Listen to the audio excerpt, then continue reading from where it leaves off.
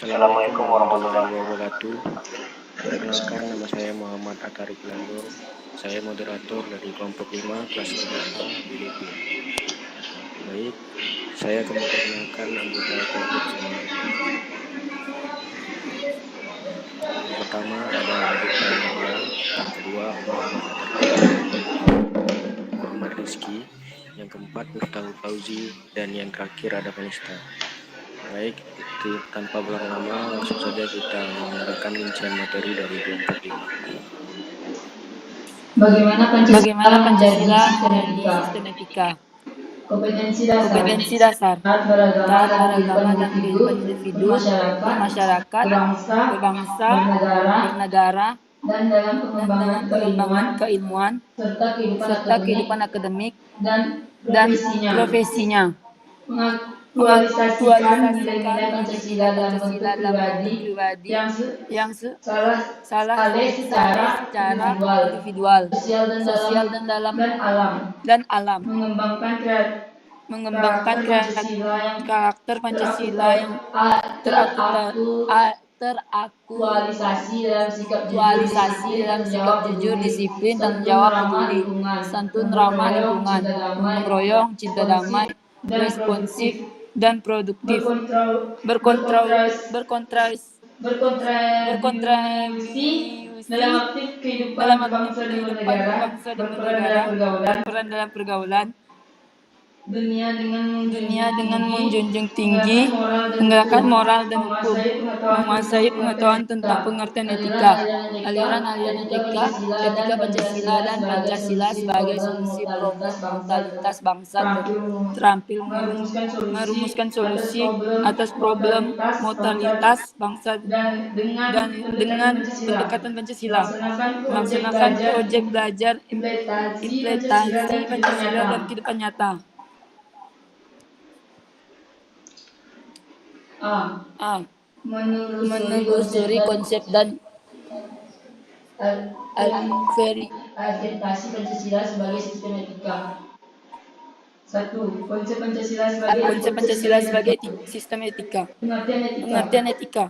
Pernahkah Anda mendengar istilah etika? Kalaupun Anda pernah mendengar istilah etika, tahukah Anda apa yang artinya etika? Istilah etika berasal dari bahasa Yunani atau ethos, yang artinya tempat tinggal yang bisa dipandang, kebiasaan adat Batak, rumput, kandang, kebiasaan adat cara Batak, berpikir. perasaan, sikap, dan cara berpikir. Secara ekonomis, etika berarti ilmu tentang segala sesuatu yang bisa dilakukan atau ilmu tentang adat kebiasaan. Dalam arti ini, etika berkaitan dengan kebiasaan hidup yang baik, tata cara hidup yang baik pada diri seseorang maupun masyarakat. Kebiasaan hidup yang baik ini dianut oleh diwariskan dari salah satu generasi ke generasi lain. Dalam artian ini, etika sama maknanya dengan moral. Etika dalam arti luas ialah ilmu yang membahas tentang kriteria baik dan buruk. 1997 4-6. Etika pada umumnya dimengerti sebagai pikiran filosofi mengenai segala sesuatu yang dianggap baik atau buruk dalam perilaku manusia.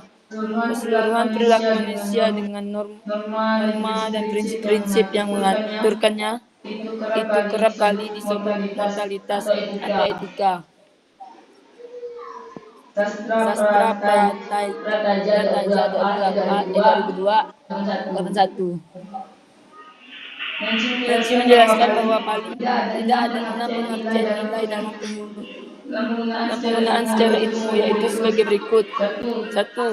Salah satunya fundamental yang dicari orang sepanjang hidupnya. 2. Suatu kualitas atau tindakan yang berharga, kebaikan, makna atau pemenuhan karakter untuk kehidupan seseorang. 176.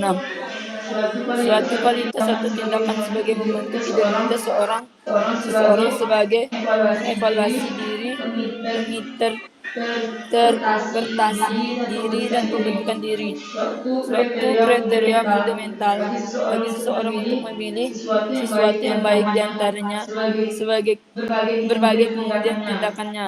5. Suatu standar yang fundamentalnya yang dipegang oleh seseorang ketika bertingkah laku bagi dirinya dan orang lain.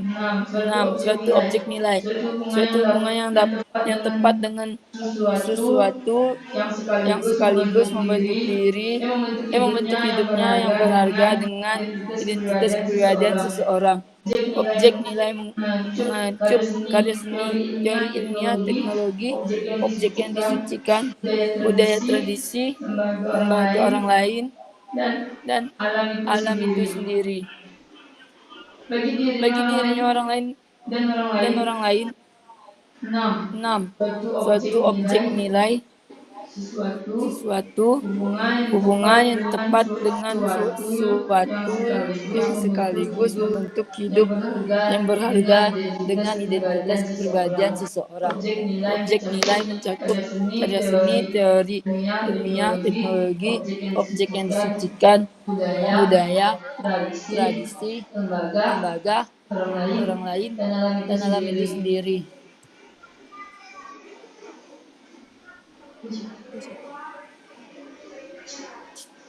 Ya. Belum. Lagi sampai ini belum tuh. B. Aliran etika. Ada Ada beberapa aliran etika yang dikenal dalam bentuk filsafat, meliput etika keutamaan teknologis, deontologis, etika keutamaan, atau etika kebijakan. Adalah teori yang mempelajari keutamaan atau virtu, artinya mempelajari tentang perbuatan manusia itu baik atau buruk. Etika kebijakan ini mengarah perhatiannya kepada keberadaan manusia, lebih menekankan pada what should I be, atau saya harus menjadi orang yang bagaimana. Berapa watak yang terkandung dalam nilai keutamaan adalah hati baik, kesatria, belas kasih, terus terang, bersahabat, murni hati, nalar, percaya diri, penguasaan diri, sadar, suka bekerja sama, berani, santun, jujur, terampil, adil, setia, ugahari atau bersahaja, disiplin, mandiri, bijaksana, peduli, dan toleran.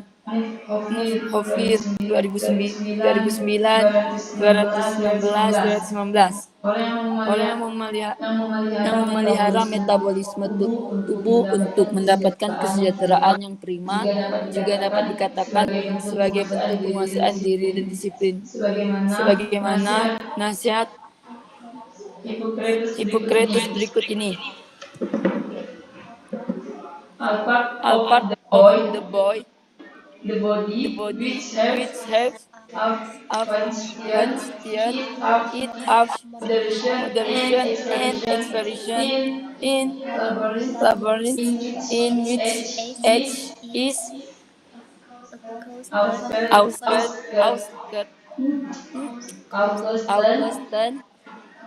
become terribly healthy while the drop and angle slowly, but if uncer and life in idle they become able to this defective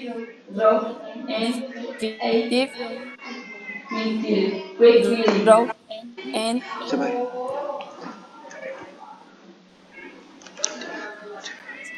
C. Etika Pancasila. Setelah Anda mendapat gambaran tentang pengertian etika dan aliran etika, perlu dirumuskan pengertian etika Pancasila dan aliran yang lebih sesuai dengan etika Pancasila. Etika Pancasila adalah cabang filsafat yang dijabarkan dari sila-sila Pancasila untuk mengatur perilaku kehidupan bermasyarakat, berbangsa, dan bernegara di Indonesia. Oleh karena itu, dalam etika Pancasila terkandung nilai-nilai ketuhanan, kemanusiaan, persatuan, kerakyatan, dan keadilan. 2. Urgensi Pancasila sebagai sistem etika. Pentingnya Pancasila sebagai sistem etika terkait dengan problem yang dihadapi bangsa Indonesia sebagai berikut. Pertama, banyaknya kasus korupsi yang melanda negara Indonesia sehingga dapat melemahkan sendi-sendi kehidupan berbangsa dan bernegara.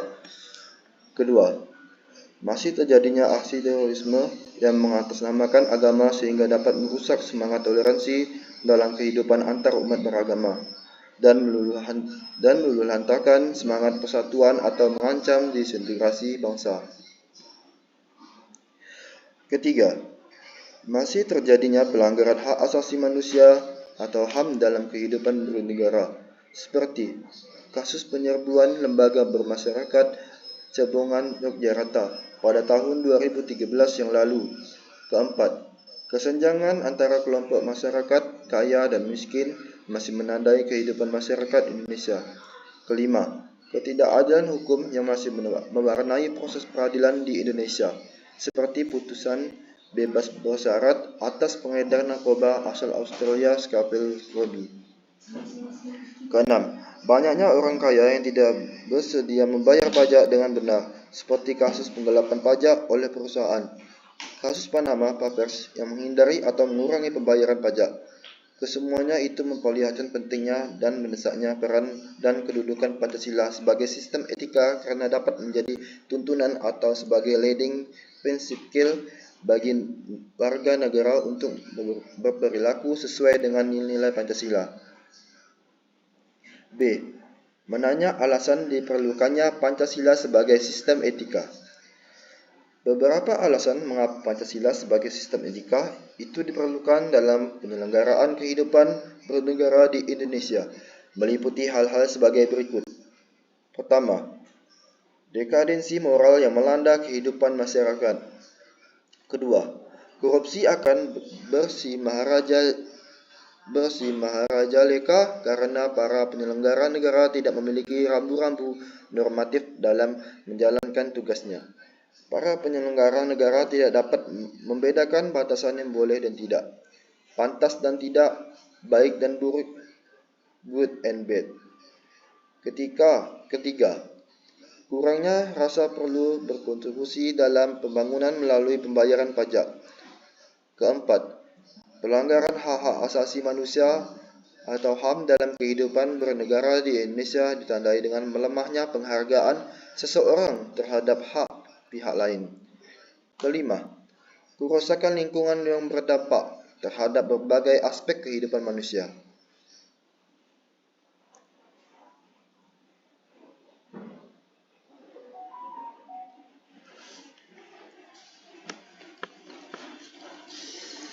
C. Menggali sumber historis, sosiologis, politis tentang Pancasila sebagai sistem etika. Yang pertama, sumber historis. Pada zaman Orde Lama, Pancasila sebagai sistem etika masih berbentuk sebagai filosofische Grundschlag atau Weltanschauung. Artinya nilai-nilai Pancasila belum ditegaskan ke dalam sistem etika. Tetapi nilai-nilai moral telah terdapat pandangan hidup masyarakat. Masyarakat dalam masa Orde Lama telah mengenal nilai-nilai kemandirian bangsa yang oleh Presiden Soekarno disebut sebagai istilah berdikari atau berdiri di atas kaki sendiri.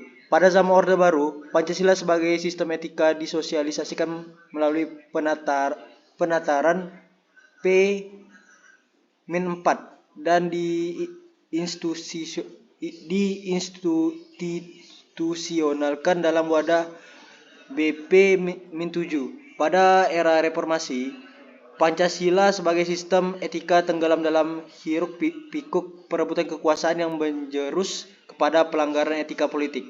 Salah satu bentuk pelanggaran etika politik adalah abuse of power, baik oleh penyelenggara negara di legislatif, eksekutif maupun yudikatif. Penyalahgunaan kekuasaan atau kewenangan inilah yang menciptakan korupsi di berbagai kalangan penyelenggara negara. Next.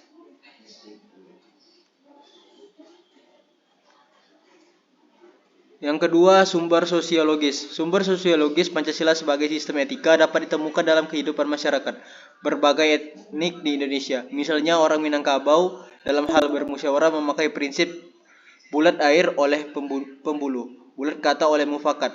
Masih banyak lagi mutiara kearifan lokal yang bertebaran di bumi Indonesia ini sehingga memerlukan penelitian yang mendalam.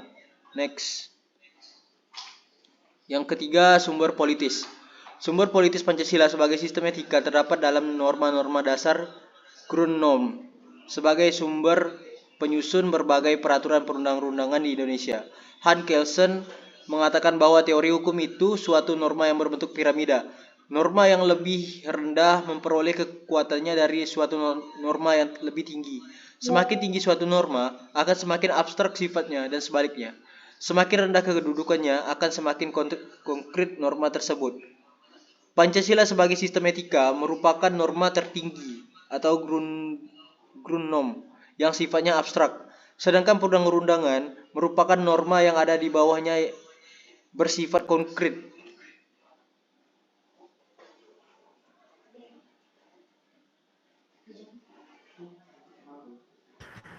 D.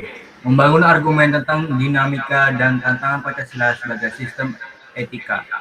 1. Argumen tentang dinamika Pancasila sebagai sistem etika. Beberapa argumen tentang dinamika Pancasila sebagai sistem etika dalam penyelenggaraan pemerintahan di Indonesia dapat diuraikan sebagai berikut. Pertama, pada zaman Orde Lama, pemilu diselenggarakan dengan semangat demokrasi yang diikuti banyak partai politik, tetapi dimenangkan 4 partai politik, yaitu PNI, Parmusi, PNU, dan PKI. Tidak dapat dikatakan bahwa pemerintahan di zaman Orde Lama mengikuti sistem etika Pancasila. Bahkan, ada tudingan dari pihak Orde Baru bahwa pemilihan umum pada zaman Orde Lama dianggap terlalu liberal karena pemerintahan Soekarno menganut sistem demokrasi terpimpin yang cenderung otoriter. Kedua, pada zaman Orde Baru, sistem etika Pancasila diletakkan dalam bentuk penataran P4. Pada zaman Orde Baru itu pula muncul konsep manusia Indonesia seutuhnya sebagai cerminan manusia yang berperilaku dan berakhlak mulia sesuai dengan nilai-nilai Pancasila.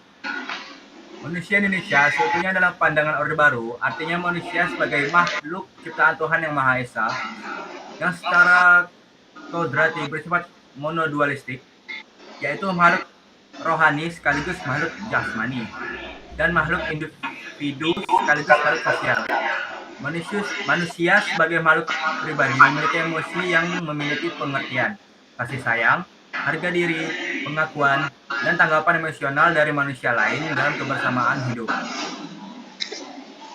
Ketiga, sistem etika Pancasila pada era reformasi tenggelam dalam euforia demokrasi, namun seiring dengan perjalanan waktu, disadari bahwa demokrasi tanpa dilandasi sistem etika politik akan menjurus pada penyalahgunaan kekuasaan, serta machiavellisme atau menghalalkan segala cara untuk mencapai tujuan. Sofyan Effendi, Rektor Universitas Gadjah Mada dalam sambutan pembukaan Simposium Nasional Pengembangan Pancasila sebagai Paradigma Ilmu Pengetahuan dan Pembangunan Nasional 2006 mengatakan sebagai berikut, bahwa moral bangsa semakin hari semakin merosot dan semakin hanyut dalam arus konsumerisme, hedonisme, eksklusifme, dan ketamakan karena bangsa Indonesia tidak mengembangkan blueprint yang berakar pada sila ketuhanan Yang Maha Esa.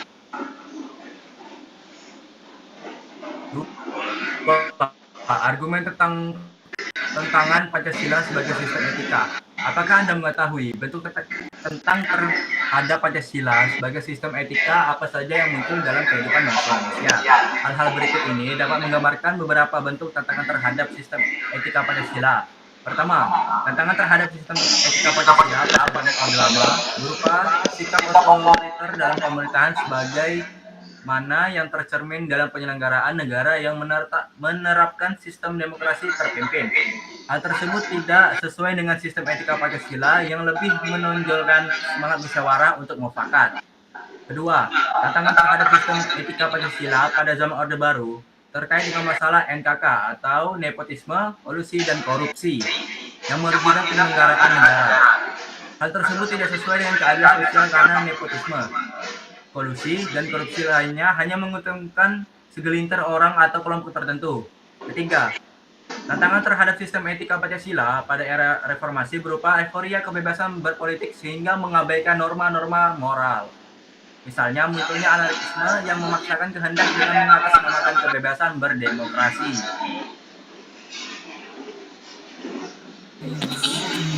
Mendeskripsikan esensi dan urgensi Pancasila sebagai sistem etika. 1. Esensi Pancasila sebagai sistem etika. Hakikat Pancasila sebagai sistem etika terletak pada hal-hal sebagai berikut. Pertama, hakikat sila ketuhanan terletak pada keyakinan bangsa Indonesia bahwa Tuhan sebagai penjamin prinsip-prinsip moral. Artinya, setiap perilaku warga negara harus didasarkan atas nilai-nilai moral yang bersumber pada norma agama. Setiap prinsip moral yang berlandaskan pada norma agama, maka prinsip tersebut memiliki kekuatan atau force untuk dilaksanakan oleh pengikut-pengikutnya. Kedua, hakikat sila kemanusiaan terletak pada actus humanus, yaitu tindakan manusia yang mengandung implikasi dan konsekuensi moral yang dibedakan dengan actus homini, yaitu tindakan manusia yang biasa. Tindakan kemanusiaan yang mengandung implikasi moral diungkapkan sebagai cara dan sikap yang adil dan beradab sehingga menjamin tata pergaulan antar kemanusiaan dan antar makhluk yang bersendikan nilai-nilai kemanusiaan yang tertinggi, yaitu kebijakan dan kearifan. Ketiga, hakikat sila persatuan terletak pada kesediaan untuk hidup bersama sebagai warga bangsa yang mementingkan masalah bangsa di atas kepentingan individu. Sistem etika yang berlandaskan pada semangat kebersamaan, solidaritas sosial akan melahirkan kekuatan untuk menghadapi penetrasi nilai yang bersifat memecah belah bangsa.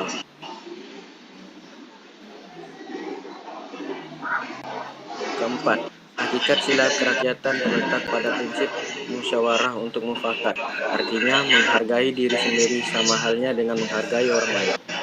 Kelima, hakikat sila keadilan sosial bagi seluruh rakyat Indonesia merupakan perwujudan dari sistem etika yang tidak menekankan pada kewajiban semata deontologis atau menekankan pada tujuan belaka teleologis, tetapi lebih menonjolkan keutamaan atau virtue ethics yang terkandung dalam nilai keadilan itu sendiri.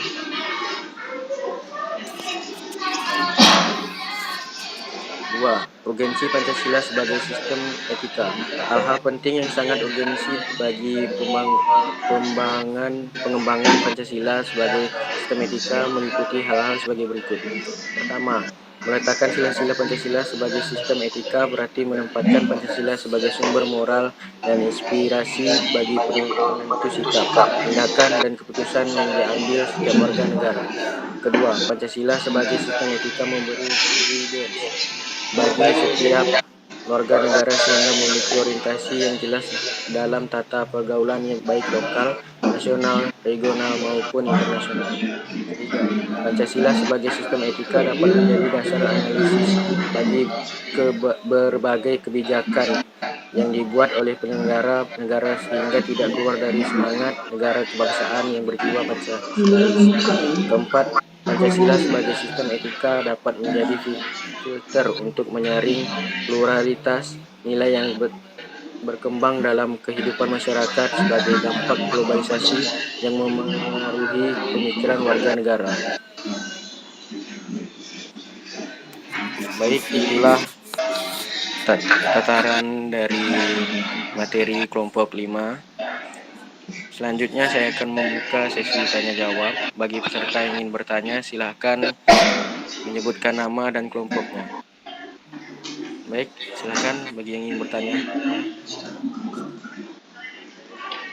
Baiklah, perkenalkan nama saya Nazwa Eliza. Pertanyaannya, apa aja sih masalah yang diatur oleh etika politik? Apa aja sih masalah yang diatur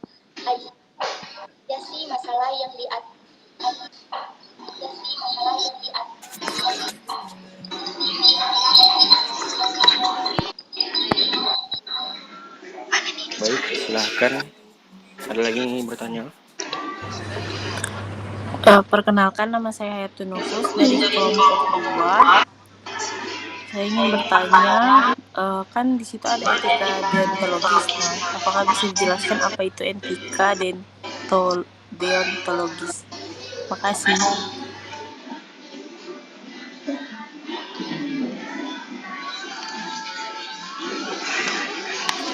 Baik, terima kasih bagi yang sudah bertanya. Selanjutnya saya akan menjawab dari pertanyaan. Pertanyaannya tadi, apa itu etika deontologis ya?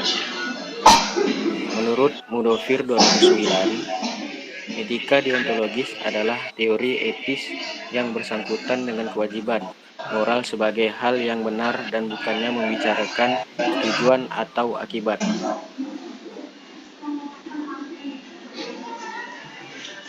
Apakah sudah jelas? Ya, jelas. Terima kasih.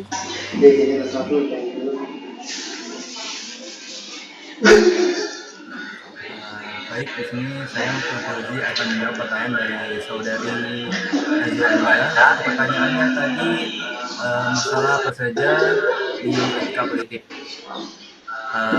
Menurut saya itu masalahnya ada di perilaku politikus, berhubungan juga dengan praktek institusi sosial, hukum, komunitas, struktur sosial, politik ekonomi. Terus etika politik itu memiliki 3 dimensi nih kelebihannya ya, yaitu tujuan, sarana, dan aksi politik itu sendiri. Untuk saudari Najwa Liza, apakah sudah jelas? Sudah, terima kasih. Terima kasih juga.